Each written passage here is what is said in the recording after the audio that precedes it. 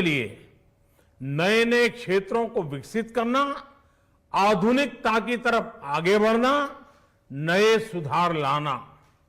साथियों, नियमों और प्रक्रियाओं को सरल बनाकर आम लोगों के जीवन में ईज ऑफ लिविंग को बढ़ाने पर इस बजट में जोर दिया गया है।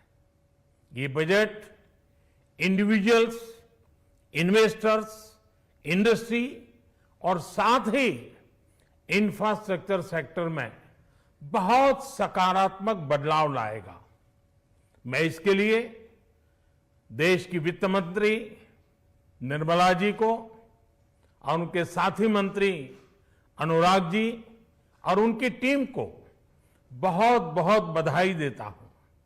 साथियों, ऐसे बजट देखने को कम ही मिलते हैं जिसमें शुरू के 1-2 घंटों में ही इतने सकारात्मक रिस्पांस आए। कोरोना के चलते कई एक्सपर्ट्स ये मानकर चल रहे थे सरकार आम नागरिकों पर बोझ बढ़ाएगी, लेकिन फिस्कल सस्टेनेबिलिटी के प्रति अपने दायित्वों को ध्यान में रखते हुए सरकार ने बजट साइज बढ़ाने पर जोर दिया। हमारी सरकार ने निरंतर प्रयास किया है कि बजट ट्रांसपेरेंट होना चाहिए। मुझे खुशी है कि आज अनेक विद्वानों ने इस बजट की ट्रांसपेरेंसी की सराहना की है। साथियों, भारत कोरोना की लड़ाई में रिएक्टिव होने के स्थान पर हमेशा ही प्रोएक्टिव रहा है। चाहे वो कोरोना के काल में किए गए रिफॉर्म्स हो या फिर आत्मनिर्भर भारत का संकल्प, इसी प्रोएक्टिवनेस को बढ़ाते हुए आज के बजट में भी रिएक्टिव का नामो निशान नहीं है। साथ ही हम एक्टिव पर, स्टेटस को पर भी अटके नहीं हैं और हमने इस बजट में भी प्रोएक्टिव बजट देकर के देश के सामने प्रोएक्टिव होने का संदेश दिया है। यह बजट उन सेक्टर्स पर विशेष रूप से केंद्रित है जिनसे वेल्थ और वेलनेस दोनों ही तेज गति से बढ़ेंगे, जान भी जहान भी। इसमें एमएसएमईज और इंफ्रास्ट्रक्चर पर विशेष रूप से जोर दिया गया है। इसी तरह ये बजट जिस तरह से हेल्थ केयर पर केंद्रित है वो भी अभूतपूर्व है। ये बजट देश के हर क्षेत्र में विकास यानी ऑल राउंड डेवलपमेंट की बात करता रहता है। खास तौर पर मुझे खुशी है कि इस बजट में दक्षिण के हमारे राज्य, पूर्वोत्तर के हमारे राज्य और उत्तर में लेह लद्दाख जैसे क्षेत्रों में विकास पर विशेष ध्यान दिया है।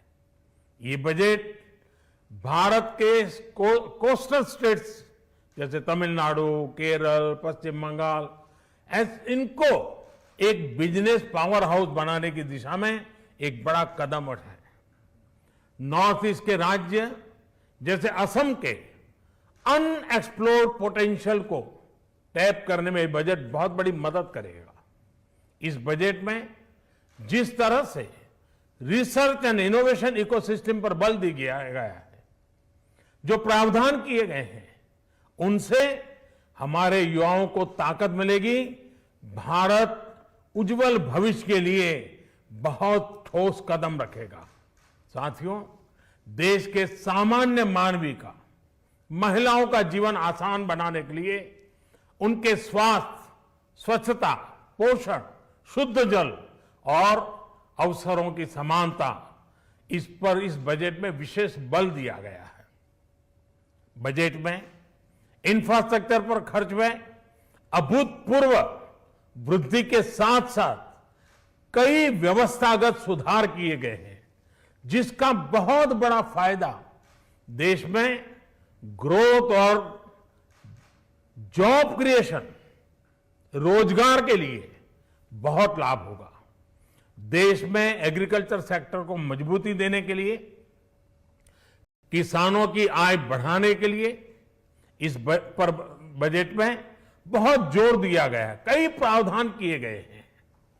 एग्रीकल्चर सेक्टर में किसानों को और आसानी से और ज्यादा ऋण मिल सकेगा। देश की मंडियों को यानी एपीएमसी को और मजबूत करने के लिए, सशक्त करने के लिए एग्रीकल्चर इंफ्रास्ट्रक्चर फंड से मदद का प्रावधान किया गया है। ये सब निर्णय ये दिखाते हैं कि इस बजट के दिल में गांव है, हमारे किसान है। एमएसएमई सेक्टर को गति देने के लिए, रोजगार के अवसर बढ़ाने के लिए इस बार एमएसएमई सेक्टर का बजट भी पिछले साल की तुलना में 2 गुना से ज्यादा कर दिया गया है। साथियों, ये बजट आत्मनिर्भरता के उस रास्ते को लेकर आगे बढ़ा है जिसमें देश के हर नागरिक की प्रगति शामिल है। ये बजट इस दशक की शुरुआत की एक मजबूत नींव रखने वाला बजट है। सभी देशवासियों को आत्मनिर्भर भारत के इस महत्वपूर्ण बजट के लिए मैं बहुत बहुत शुभकामनाएं देता हूं। फिर से एक बार वित्त मंत्री जी और उनकी टीम को बहुत बहुत अभिनंदन करता हूं, धन्यवाद करता हूं।